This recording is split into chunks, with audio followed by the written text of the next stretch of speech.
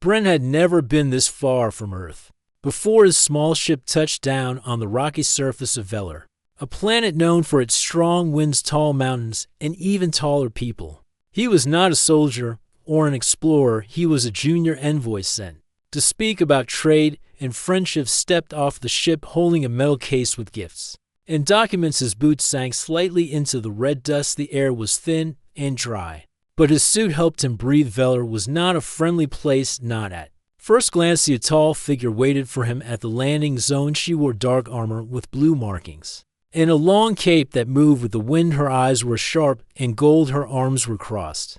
She looked down at him like someone judging a broken tool. "I am Lura," she said without emotion. "I will guide you during your stay." Brent nodded and introduced himself, but she did not seem to care about his name. Instead, she turned and started walking away from the ship. "Follow me," she said, hurried after her, carrying his case. The wind pushed against him, and small pebbles hit his legs like tiny bullets. After just a few minutes of walking uphill, he was already sweating. "Where are we going?"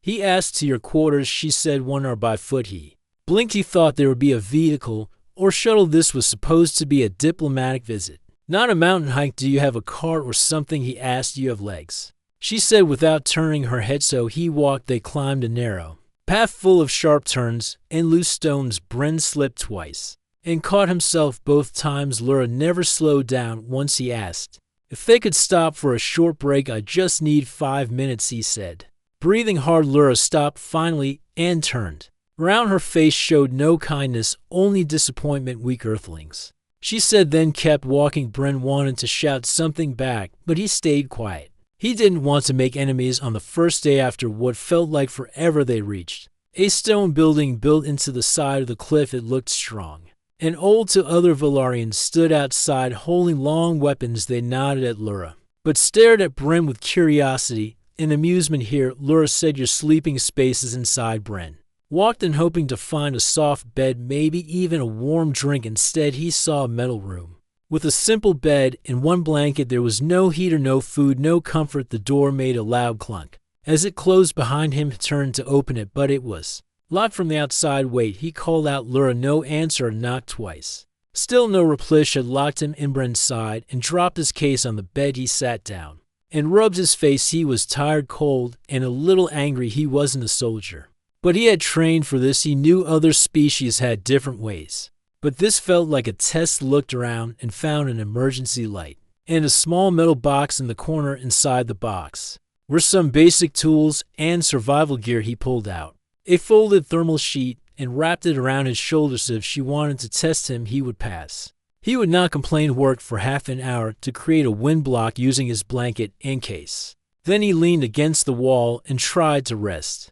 His stomach growled. He had food bars in his case, but no water. Still, he didn't press the call button or ask for help outside. The wind howled through the rocks and dust blew against the windows. He closed his eyes for a while but could not sleep. Well, the floor was hard and his back hurt, but he stayed calm. He told himself this was just part of the mission. When the sun rose again, the door opened with a hiss. Lura stepped inside. She looked at the blanket wall he had built and the empty food wrappers. "You stayed," she said, not asking, just stating, "I was tired, not helpless." He replied. She looked at him for a moment, then turned away. "Come," she said, "the training fields are waiting." "Training fields?" he asked, confused. "I'm here for trade talks, and they are watching," she said. "You must show them who you are before they hear your words." Brent followed her again. This time his legs hurt and his back ached, but he didn't slow down. He was not going to be called weak again. Rocky trail ahead was even steeper than before, but Brent kept going step by step. Velar was not Earth, but he would make it through. The sun on Velar was bright, but gave little warmth. The wind cut through even the strongest clothing. Brent followed Lura along the rocky path below sharp cliffs. Every step was harder than the last, but he said nothing. Still felt the pain from sleeping on the hard floor. His arms were sore from holding up the wind blanket all night. His stomach growled again, but he ignored it. Lura walked ahead without looking back. Her long steps made it hard for him to keep up, but he pushed forward. After nearly an hour, they reached a flat field surrounded by hills. The ground was covered in dark dust and sharp stones. A group of young Valarians stood in a wide circle holding long metal poles with energy tips. Each of them looked strong and focused. They were training with fast movements, spinning and striking the air. The poles crackled with energy. Bren stopped at the edge of the field. He stared at the weapons. Glowing blue at the ends, they looked dangerous. You will observe, Lura said, standing beside him. Observe what? Bren asked. Their way. She replied. Velaryon cadets continued their training. They jumped, dodged, and attacked in perfect rhythm. Their movements were fast and powerful. The ground shook under their feet. Bren watched silently. Some of the cadets glanced at him, then laughed quietly. One of them, a tall young male with red armor, pointed at Bren and said something in their language. Lura did not translate, but Bren understood. The Tenethi thought he was weak. Bren crossed his arms and kept watching. He did not want to leave. He wanted to learn. After a while, Lura handed him a training spear. It was heavier than it looked. The handle was made of thick metal, and the energy tip buzzed gently. What is this for? He asked. Now you join them, she said. Bren blinked. I'm not a fighter. I'm here to talk, then speak with action, she said. On Velar, words mean little without proof. He looked at the training group. They had stopped and now watched him with wide eyes. Some looked amused, others looked bored. Took a deep breath and stepped onto the field. First strike came fast. One of the cadets lunged forward without warning. Bren barely blocked it and stumbled backward. Another cadet attacked from the side. This time Bren ducked and rolled on the ground. His hand scraped on the sharp stones. He laughed louder. Now Bren stood up covered in dust. He gripped the training spear tighter. He waited this time, watching their movements carefully. When the third cadet moved in, Bren stepped aside and swung his spear. It hit nothing but air, but he stayed on his feet. They kept coming at him one by one or two at a time. He never landed a hit, but he blocked more. He dodged. Better be the 10th attack. His legs shook. His arms felt like stone. His back screamed with pain. Still, he stayed on the field. Lura watched silently, arms crossed, her face unreadably. After what felt like an hour, the lead trainer raised a hand. The cadet stopped and stepped back, breathing hard but still standing. Talbern leaned on his spear, gasping for air. His whole body ached, but he looked up straight. The young male in red armor stepped forward. He raised his spear and gave a short nod to Bren, a sign of respect. Bren nodded back. You are slower than stone, the young warrior said in broken earth language, but you are still standing. Bren smiled through the sweat. I plan to stay that way, he said. The other cadets began to leave the field, talking among themselves. Some nodded at Bren as they passed. A few even smiled. Lura walked toward him and took the training spear from his hand. You did not fall, she said. I did, just not all the way, he replied. She looked at him for a moment, then turned away. This way, she said. Bren followed again, limping slightly. They reached a small camp nearby with a metal roof and a low fire pit. Lura handed him a container of water and a small pack of food. You earned this, she said. Bren took it gratefully. He drank slowly and ate the dry but rich bread. Instead, Lura sat across from him. Why did you not give up, she asked. I didn't come here to quit, he said. Earth sent me to understand your people. I can't do that if I hide in my room. She nodded slightly. Most would have called for help last night, she said. Most would have left the training field after the first hit. I'm not most, he said. Lura looked into the fire. Her voice was quiet. Velaryons do not trust words. We trust action. We trust pain. Bren nodded slowly. Then I'll keep showing you. I'm here to learn. The fire crackled between them. That night, Lura did not lock the door to his room. Bren noticed it, but said nothing. He simply smiled to himself and lay down. This time the bed still felt hard and the blanket still thin, but he slept better than the night before. The morning wind was colder than before. The sky above Velar was pale and sharp like glass. Clouds moved fast over the cliffs. The sun shone through for only a moment before hiding again. Bren stood at the edge of the camp, still rubbing sleep from his eyes. His body was sore from the training, but he didn't complain. He had eaten a small breakfast and packed a water pouch. Lura stepped out of her quarters wearing a dark coat with high boots. Her face, as usual, showed no emotion. She gave him one long look, then pointed to the north. Today we climb, she said. Climb what? Bren, a sketch, turned and started walking. Followed her. As always, the path led up steep hills covered with sharp stones and dry grass. They passed a few tall Velaryon guards standing watch. Their eyes followed Bren, but no one spoke. After an hour, the hills became cliffs. The ground turned into uneven rock. Lura stopped at the base of a high stone wall that stretched into the clouds. This is the cliff of iron steps, she said. We climb with no rope and no tools. Bren stared up at the wall. It looked nearly vertical, with only small cracks and ledges. How high, he asked. Too high for talking, She Sage walked up to the wall placed her hands on the rock and began to climb. Her movements were quick and steady as if she had done this many times. Bren stepped forward. He placed his hands on the stone. It was cold and rough. He searched for a place to grip, then pulled himself up. His foot slipped the first time, but he caught himself slowly. He began to climb. The wall was harder than it looked. Some parts had smooth surfaces, with nothing to hold onto. Other parts had sharp edges that cut his palms. Higher he went, the stronger the wind became. It pulled at his clothes and tried to shake him loose. He gritted his teeth and kept moving. Every few meters he stopped to breathe and planned the next move. His arms burned. His fingers felt numb. Halfway up, his foot slipped again. This time he almost fell. He pressed against the rock, chest heaving. His mind screamed to stop, but he remembered Lura's words, "Climb with your will." So he climbed far above.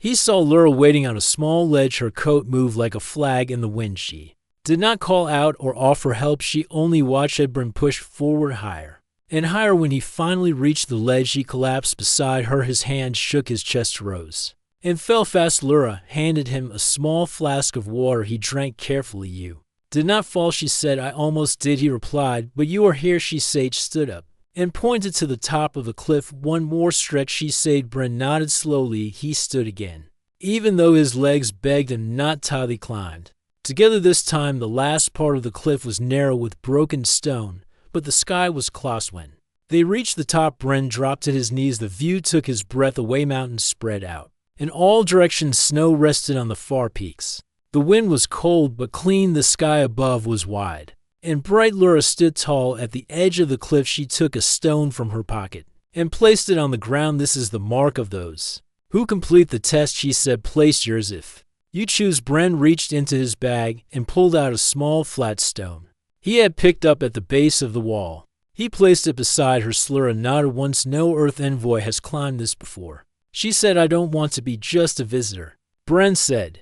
"I want to be someone your people can respect." She looked at him for a long moment. Then she reached into her coat and handed him a small badge. It was made of dark metal with the Velaryon crest on it. "Carry this," she said. "It shows you have passed one test. You will still face many." Bren held the badge in his hand. It felt heavier than it looked. He placed it carefully inside his coat. He sat at the top for a while without speaking. The silence was not cold now. It felt peaceful. As the sun began to lower, they started the climb down. This was slower but easier. Bren knew the path now and trusted the stone. By the time they reached the bottom, the sky had turned orange. The campfires were lit and the guards were gathered for evening. Lura said nothing as she walked into her quarters. Bren went to his room, washed his hands, and sat on the bed. His body hurt more than ever. His fingers were raw and his arms felt like rubber, but he had done something no other Earth visitor had done, and when he looked at the small badge again, he smiled. He had not just survived the test, had earned a place, even if only a small one. Bren woke early. His arms still ached from the climb the day before, but his mind felt sharp. He stood outside his room, breathing the cold morning air. Velar was not an easy planet, but something inside him had changed. Ed was not just a visitor anymore. Lura approached him, holding two small packs of dried food. She tossed one to him. Without a word, they sat near the low fire, sharing a quiet breakfast. The wind was light today, but the sky looked heavy with clouds. "You will come to the council today," Lura said at last. Bren looked up. "Council?" She nodded. "The High Circle meets once every 3 weeks. They speak of law, trade, and war. Today they will hear your voice." Bren's stomach turned a little. This was the moment he had come for, to talk about Earth's offer to build trust, but he knew how the Velaryons saw him, a smaller being, a soft outsider. "They will not welcome you with smiles," Lura said, "but you have walked our paths and climbed our cliffs. That means something." Bren stood up and brushed the dust from his coat. He checked the badge she had given him, still pinned inside his shirt. "I'm ready," he said. They walked to the council hall, built deep into a mountain wall. The entrance was shaped like an open flame, tall and wide with guards on both sides. Bren walked through without being stopped. Inside the hall, large stone chairs stood in a circle. Each one was filled by a council member. Their faces were strong and their eyes sharp. Every one of them was taller and heavier than Bren. At the center was a fire pit, not for warmth, but for tradition. Flames rose from it without smoke, giving the room a soft light. Lura stepped forward and spoke first in the Velaryon language. The council listened but did not react. Then She stepped back and nodded as Bren walked to the center of the room and looked at each council member. He could feel the pressure like a weight on his chest. Still, he kept his voice calm. I come from Earth, he said, not as a ruler, not as a warrior, but as a voice for peace and trade. One of the council members leaned forward.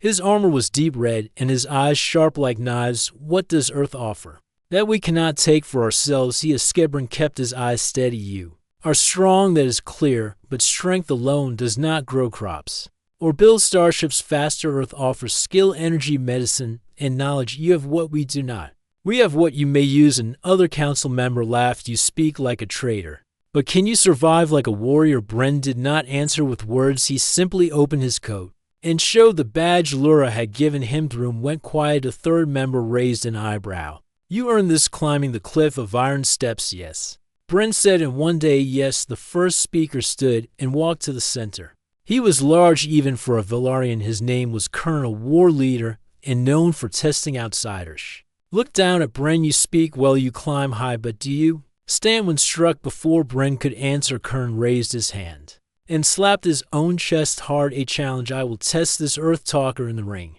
he said. Bren looked at Lura. She did not stop him. She did not speak. Looked back at Kern and gave a small nod. I will enter the ring, he said. Council hall emptied quickly. Everyone walked outside to the open training ring made of stone and sand. Velaryons gathered fast. News of the challenge spread through the camp. Bren stood in the center wearing only his basic training clothes. No armor, no weapon. Kern stepped in with light armor and gloves made of leather. He smiled, not with kindness, but with respect. This will not be a fight to destroy, he said, only to test your standing. I understand, Bren said. The horn sounded. Kern moved fast. His first strike was wide and strong. Bren ducked just in time. The wind from the blow brushed his face. He circled back. Kern came again. Bren dodged again, then stumbled backward. His legs slipped on the sand, but he did not fall. Kern threw another strike. This time, Bren raised his arm to block. The hit sent pain through his bones, but he stayed upright. More hits came, but Bren kept dodging or blocking when he could. He did not try to strike back. He only stayed on his feet. The crowd grew silent. 5 minutes passed. 10 minutes passed. Bren's shirt was torn and his face bruised, but he still stood. Finally, Kern raised his hand and stepped back. He nodded. Once this Earth man stands longer than some of our own, he said. The crowd cheered, not loudly, but with approval. Lura stepped into the ring and raised Bren's arm. He speaks with his feet and his will, she said. That night the council met again, this time with more interest in Earth's Inferno. Agreement was made, not yet, but no one laughed at Bren anymore. Moria had faced the fire and stayed standing. He was no longer just a guest. He was part of the story. The mountain wind was sharp, but the sky was clear. A strong sun hung low over the peaks, casting golden light across the rocky cliffs. Bren stood near the edge of camp, packing his gear. He had slept better than usual. His body was still tired, but his mind was calm. Lura approached, wearing a dark cloak and holding a small leather pouch. We go to the northern ridge, she said. What is there? Bren asked. Silence, she answered. And lessons. Without saying more, she turned and started walking. Bren followed quickly. His boots crunched over loose stones and dry ground. The path was narrow, climbing higher than they had ever gone before. Tall cliffs stood on both sides, with the wind running through them like a river of air. For hours they walked, speaking little, only the sound of footsteps, and wind filled the space between them. Bren looked around carefully. He noticed small marks on the rocks, old carvings, symbols from the Velaryon language. What do these mean? He asked. They are from those who passed before us, Lura said. Marks of honor, survival, or farewell. Bren touched one. It was shaped like a star with 4 corners. This one means endurance, Lura said. Made by a warrior who stayed through a snowstorm with no fire. Bren nodded. I like it. They kept moving as the sun climbed higher. The trail became more difficult. Sharp rocks jutted out from the path, and the air grew thin. Lura stopped near a tall stone pillar. She pulled out a small map drawn by hand. This is the place, she said. The ground opened into a flat area, surrounded by cliffs. A small cave sat nearby, with black soot around the entrance. A few worn tools were placed beside a stone wall. All this was a shelter for scouts long ago, she said. We stay here for 2 days. You will learn what silence and stone can teach you. They dropped their bags and cleared the area. Bren gathered sticks and started a small fire. Lura brought dry herbs from her pouch and placed them in a Pot of water smell was bitter, but warm. What is this? Bren asked Leaf drink. She said it clears the mind and warms the chest. He took a sip and coughed softly. It tastes like soil and smoke good, she replied. Then it is working. That night they sat under the stars. The sky above Velar was deep blue, with white dots moving across in slow lines. Valarian ships, Earth ships, and stars far beyond. Bren looked up and spoke softly. My people used to look at the stars and wonder if we were alone. Now I look up and think about how far we've come. Lura watched the sky. Without speaking, you have come far, not just in distance. She said, smiled. You almost sound impressed. I'm not easy to impress, she said, but I do not waste words either. The fire crackled between them in the morning.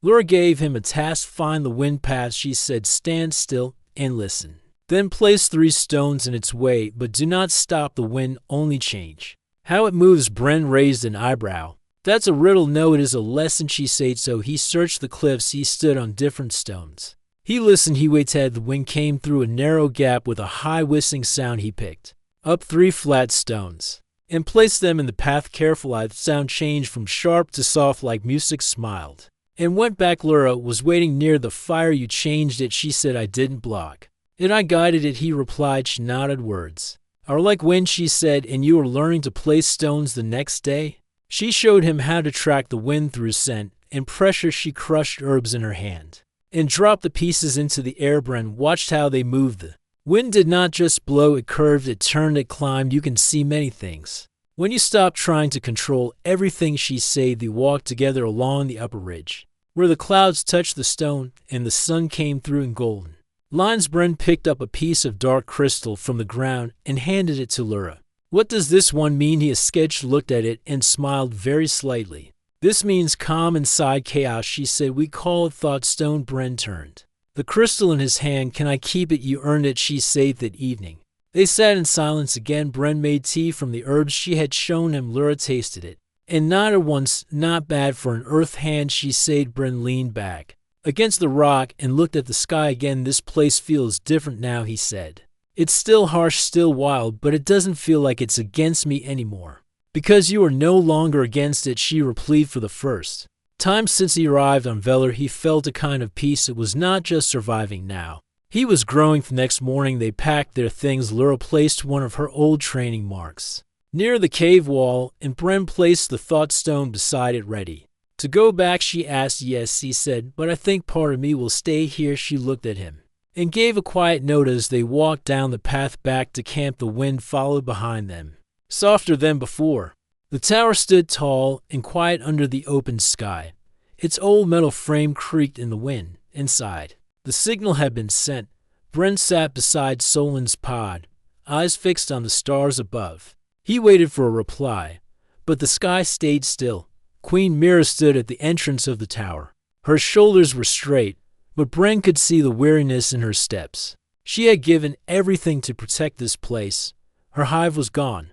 Her people were scattered. Yet she had not turned back. The child, Solin, floated in the pod behind them. The glow inside was stronger now. The form within had grown clear. It had 2 arms, 2 legs, and a face that held parts of both species, a smooth blend of human and Miari features. Its eyes, though closed, seemed full of quiet strength. He will wake soon, Mira said, her voice low. Bren looked at her. You can feel him? Yes, she said. His thoughts are becoming words, not full yet, but I feel him reaching. Bren stood and placed his hand on the pod. It was warm, steady, alive. Suddenly, a soft beeping sound echoed from the device near the wall. Bren rushed to it. A signal had returned, a message from Earth. He pressed the button. A calm voice played through the speaker. This is Earth Command. Message received. Your signal is confirmed. A vessel is on its way. Arrival in 20 hours. Prepare for pickup. Stay in place. Bren turned to Mira. They're coming. She said nothing at first. Her eyes stayed on the pod. They will want to see him. She said. Double quotes. Yes. Bren said. They'll ask questions. They may be afraid. Mira nodded slowly. I understand. But Solin is not a threat. He is not born for war. I'll speak for him, Bren said. I'll make them listen. There was silence for a moment. Then Mira said, I would like to tell them myself. Bren looked at her. Are you sure? I have hidden for too long, she said. If they see me only as an enemy, then Solin's life will begin in fear. That must not happen. Bren placed a hand on her arm. You're not the same queen who ruled the hive before. You've changed. She turned to him. You changed me. They spent the night preparing. Mira wrote a message in her own language. A message of truth and peace. Bren translated it so humans could understand. It spoke of life, learning, and the hope that had grown in the dark. The hours passed slowly. Bren dozed in short moments. Mira watched over the pod. When dawn came, the air began to hum. A light in the sky grew brighter. The Earth vessel had arrived.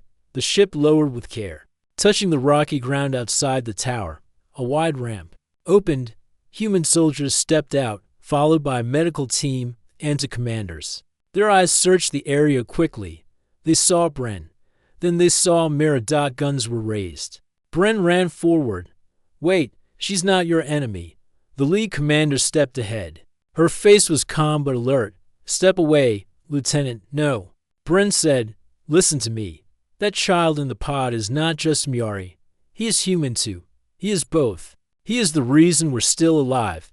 The commander looked at the pod. Her eyes narrowed. Is it dangerous? No, Bren said. He's not a weapon. He's life. He's something new. Something we've never seen before. Mira stepped forward slowly. The soldiers tensed, but she raised both hands in peace. I'm Queen Mira, she said. Her voice firm. I led battles. I gave orders that brought pain. But I also opened my mind. I chose to learn. And I chose to create. Her voice softened. I did not expect to feel what I now feel. This child is more than an idea. He is part of me. But he is also part of you. She looked at the commander. You created life in me. Human not just in body, but in thought, in purpose. I am not here to fight. I am here to ask for peace. The commander looked from Mira to the pod, then to Bren. You believe this? I saw it happen. Bren said, I was there every step. I watched her change. And I changed too. We didn't plan this. We didn't even like each other. But this child brought us together. The commander lowered her weapon. She looked at the other officers. One by one, the soldiers lowered their guns. I want to see. The child, she said. Bren led her to the pod. She looked inside. Her expression changed. She knelt and touched the glass. He's peaceful, she said. Double quotes. Yes, Bren said. He's not afraid, because he was made from trust. The medical team scanned the pod. The results came back stable, healthy, strong. The commander turned to Mira. What happens now? Mira took a deep breath. I cannot leave this place, she said. My body is weakened. My time is short. But Solon can live. He can grow. He can walk in both worlds. Bren stepped closer. I'll take care of him, he said. He's my responsibility. 2. The commander nodded. Then we take him home. Both of you. Bren turned to Mira. Her eyes were bright. Thank you, she said. No, Bren replied. Thank you. As the sun rose higher, they moved carefully. The pod was placed inside the ship. Bren climbed aboard. He looked back one last time. Mira stood at the edge of the tower. The wind moved through her long arms. She raised one hand. The ship lifted into the sky. And far below, the queen watched as her child, her hope, and her message flew toward a future she would never see but had helped shape. The Earth ship flew through space, quiet and steady. Inside, Bren sat near the window, looking out at the stars. Next to him, the pod that held Solon rested on a soft platform. The glow inside the glass had changed. It was no longer soft blue. It was now golden, strong, and alive. Solon had not opened his eyes yet, but he moved more each day. His tiny hands sometimes pressed gently against the inside of the pod. Bren talked to him often, even though the child could not answer. We're almost home, Bren whispered. You'll be safe now. You'll be more than any of us could ever imagine. The ship arrived near Earth after 6 days. It docked at a secure station above the planet. News had already spread. the story of the human soldier, the alien queen, and the hybrid child had reached every corner of the world. Some people were afraid, others were curious, but many were hopeful. At the station, doctors, scientists, and leaders came to see Solon. They took scans and asked questions, but always with care. Bren stayed close at all times. He did not allow anyone to treat Solon like an object. He reminded them this was not just a project. This was a person. One night, after the doctors left, Bren sat by the pod again. The lights were dim. The stars outside the window looked calm. Suddenly, Solon's fingers moved. His hands pressed against the glass again. Then, slowly, his eyes opened. They were not like human eyes. They were deeper, silver, with tiny green rings inside. His gaze was calm. He looked around, then straight at Bren. Bren smiled and placed his hand on the glass. "Hello," he said softly. "You're awake." Solon blinked once. He did not speak, but his mind sent a soft thought. Safe. Bren sat still. He had never felt anything like it. It was not a voice, not a sound. It was a clear feeling in his mind. "Yes," he replied. "You're safe now." More days passed. Solon left the pod and was placed in a special room made to match both human and Miari needs. He grew fast. His mind developed faster than anyone expected. He could speak both Earth and Miari languages. He understood symbols and numbers before most human children his age could walk. People watched him with wonder. Some called him the bridge. Others called him the future. Bren became more than a guardian. He was seen as Solon's father. He taught him how to read, how to laugh, how to listen. He told him stories about Earth and about Queen Mira. "She saved you," Bren said one night as they sat under a clear dome, watching the stars. "She gave everything so you could live." Solon looked up at the stars.